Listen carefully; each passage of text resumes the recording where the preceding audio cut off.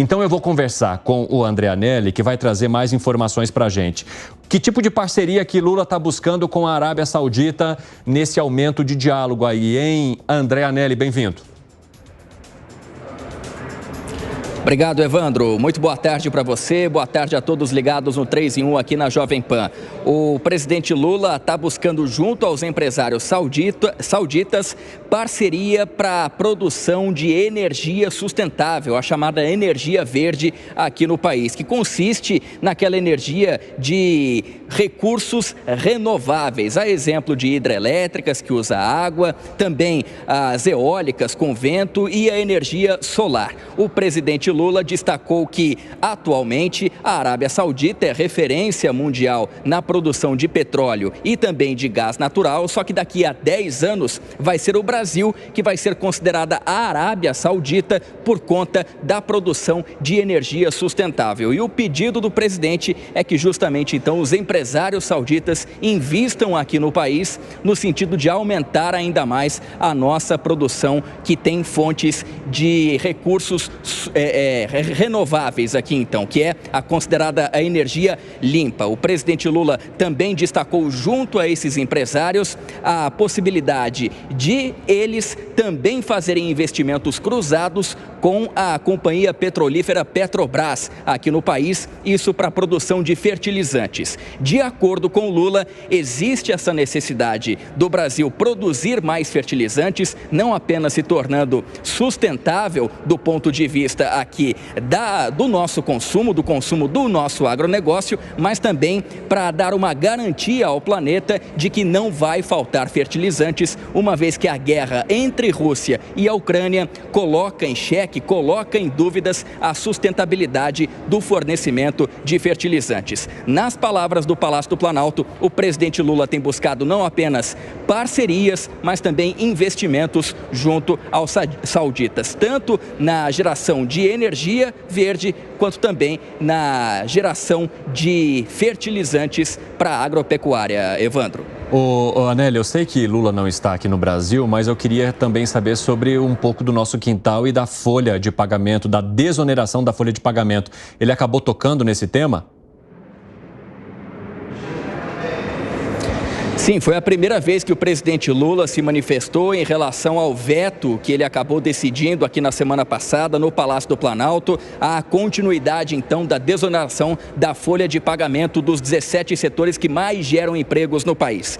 De acordo com o presidente Lula, não existe nenhuma comprovação de que a desoneração da folha de pagamento poderia trazer vantagens no sentido de garantir geração de emprego ao país, e o presidente Lula também falou que não existia nenhum tipo de contrapartida aos trabalhadores, que nenhum dos trabalhadores ganhava R$1 a mais por conta dessa desoneração da folha de pagamento. Então o presidente Lula acabou usando esses argumentos e explicando pela primeira vez o veto dado por ele na semana passada. Lembrando que o Ministério da Fazenda ainda busca alternativa para a desoneração da folha de pagamento, e a promessa é que essa alternativa seja apresentada depois, então, do retorno do presidente Lula dessas viagens internacionais, que são as últimas do ano. O ministro Fernando Haddad ainda não disse qual é essa alternativa, e enquanto isso o setor produtivo continua aguardando então o que fazer para desonerar a folha de pagamento atualmente. Evandro. Muito obrigado pelas informações, André Anelli, bom trabalho para você. A gente tem a fala aí do Lula sobre a desoneração da folha de pagamento, vamos rodar para o pessoal acompanhar. A gente não pode apenas fazer desoneração sem dar a contrapartida aos trabalhadores. Os trabalhadores não precisam ganhar alguma coisa nessa história. Ou seja, a empresa deixa de contribuir sobre a folha e o trabalhador ganha o quê? Sabe, não tem nada escrito que ele vai ganhar R$1 a mais. Quero colocar isso aqui no debate. Vocês acreditam que a desoneração ela não traz nenhum tipo de benefício para o trabalhador, como diz o presidente da República, Gani? Claro que traz. Aliás, esses estudos que são feitos, eles são muito questionáveis, porque é muito difícil você controlar por todas as variáveis. Por isso que eu sempre vejo com muita desconfiança, muito ceticismo, estudos na área de ciências humanas, e economia é uma ciência humana, por mais que use técnicas e estatísticas, vale a pena sempre ler o estudo. Não é porque falou, tem um estudo que isso é a verdade, né?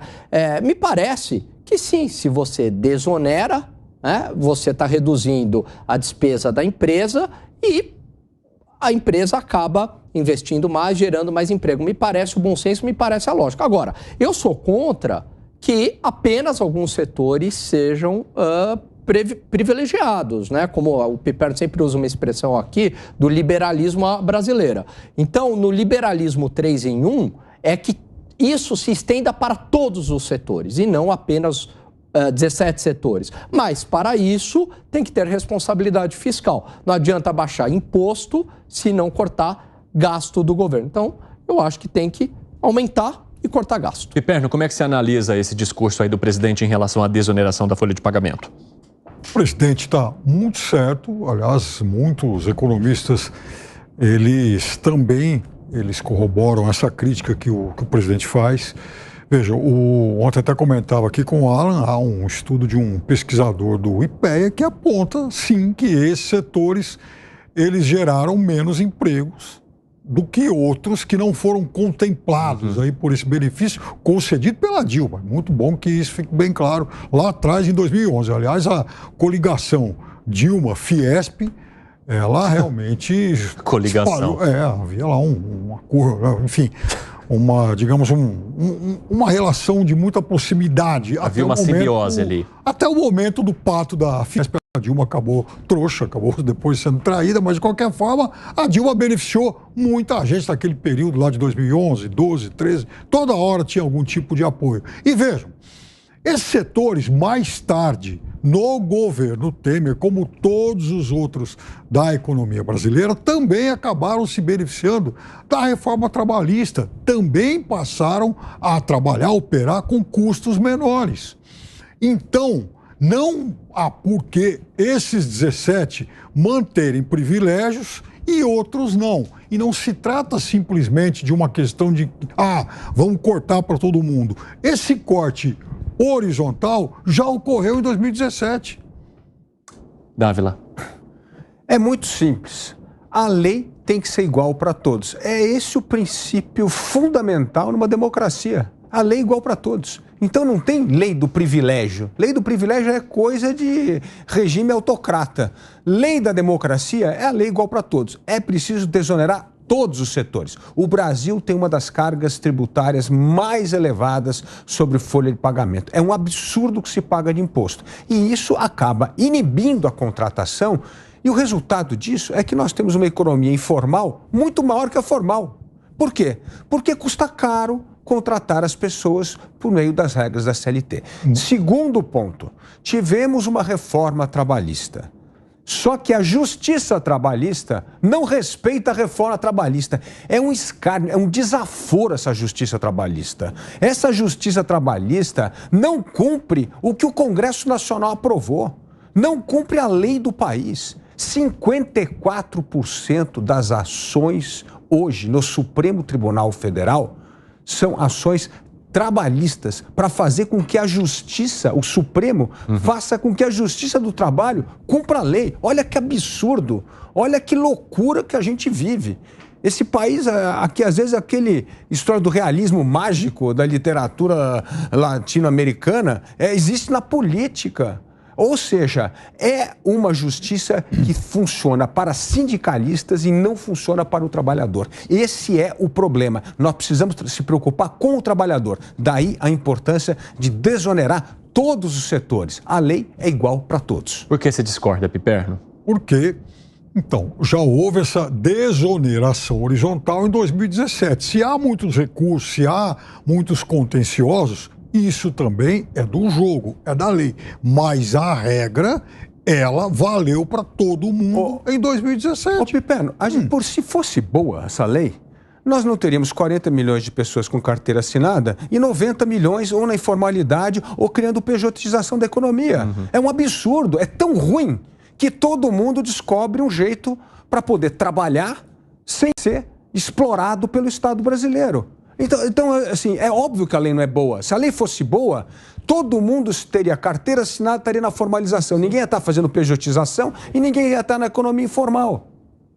E eu quero aproveitar que a gente falou da visita ali do presidente, porque o governo saudita fechou um acordo com a Embraer e estuda um aporte de 9 bilhões de dólares em investimentos no Brasil até 2030, principalmente nas áreas previstas ali no novo PAC. E os dois governos ainda projetam mais que dobrar o comércio bilateral até o fim da década e abrir um escritório de investimentos aqui em São Paulo. Essa viagem de Lula à Arábia Saudita ocorre em um momento de aproximação entre os dois países, só que tem sido criticada por mandar mensagens contraditórias sobre o compromisso do Brasil com direitos humanos e também com o clima. Como é que vocês veem essa questão da negociação? Ou seja, questões políticas e ideológicas ficam de lado e entra o comércio pegando fogo em Alangane? É isso aí, Evandro. Eu sempre fui um defensor do pragmatismo econômico, comercial. Tem que deixar questões ideológicas. O próprio Jair Bolsonaro também visitou a Arábia Saudita, fez negócio. Agora, o presidente Lula, eu acho que isso é bem-vindo, né?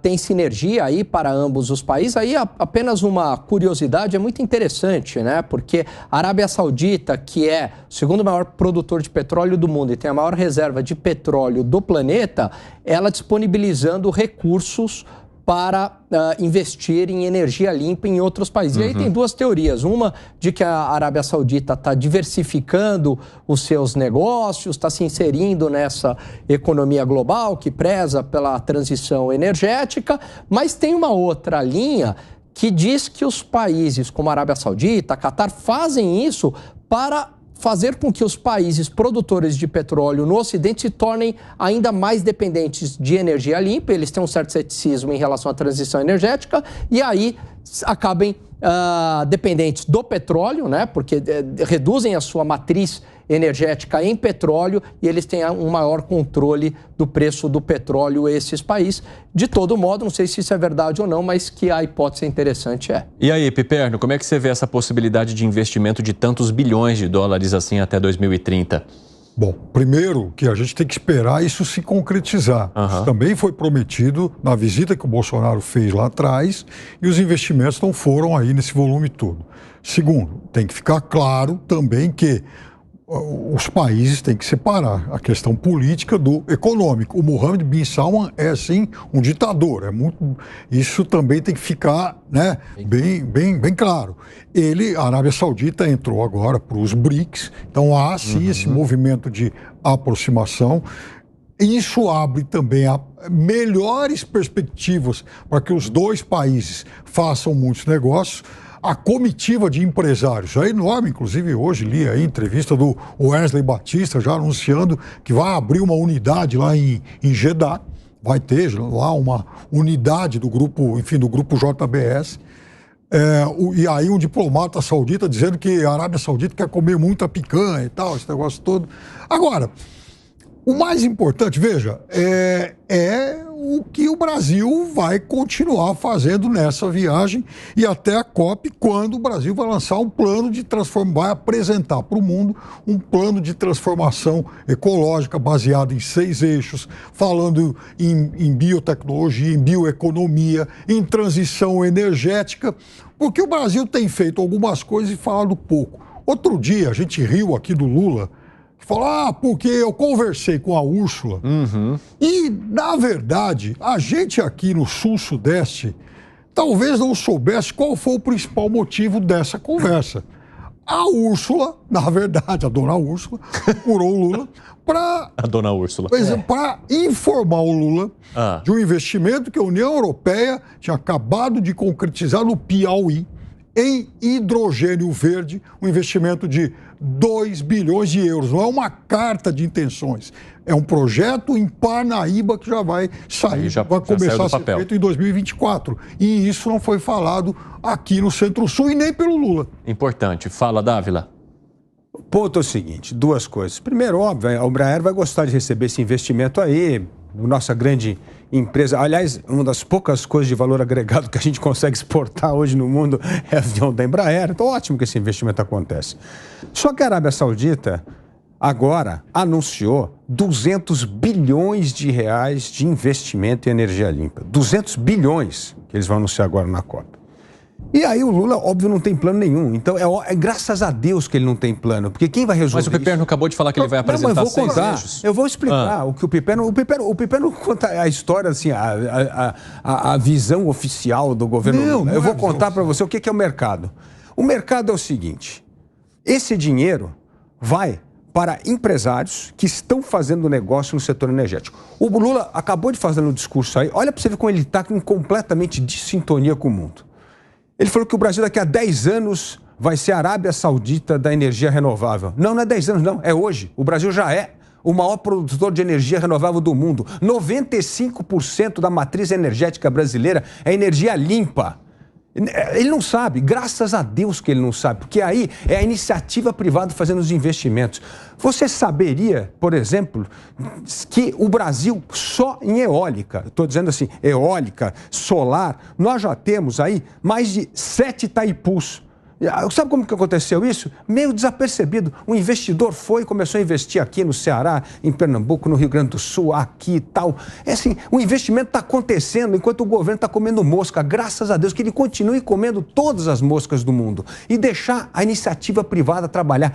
Aí, o hidrogênio verde, você vê, nem o governo sabia. Porque o que acontece? É dinheiro da Comunidade Europeia, lá, investimento privado que está acontecendo. Não tem estatal. Se criar aqui a estatal da energia renovável, o Brasil quebra. Porque é óbvio que aí vão juntar toda aquela politicagem lá e vai destruir a empresa. Então tem que deixar o setor privado trabalhar. E a prova disso é que o Brasil se tornou a maior potência de energia renovável do mundo graças ao mercado e graças que o governo ficou longe. Então, quer pegar esses 200 bilhões de reais, de dólares que está sendo anunciado na Arábia Saudita? O governo cai fora e deixa a iniciativa privada trabalhar com os investidores, que é assim que nós vamos transformar o Brasil nesse potencial verde num grande potencial de retomada de crescimento econômico no país. Que foi, Piperno? Então, é por isso que tem uma caravana de 200 empresários acompanhando o presidente agora nessa viagem. Ótimo. Também para isso. Ótimo. Ele está fazendo